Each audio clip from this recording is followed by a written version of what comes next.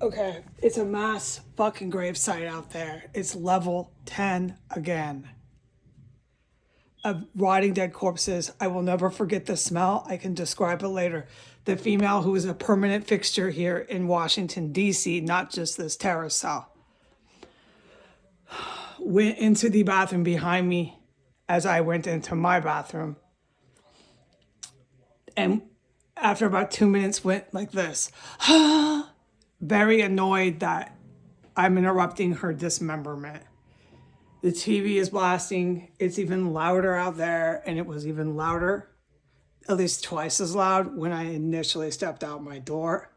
It was blasting into my bathroom, and shop is open. All right. The level of dead body stench is level 10. This is why I'm a fucking mess in here. This is why I have no respect for the special forces or the militaries that they belong to. This is why.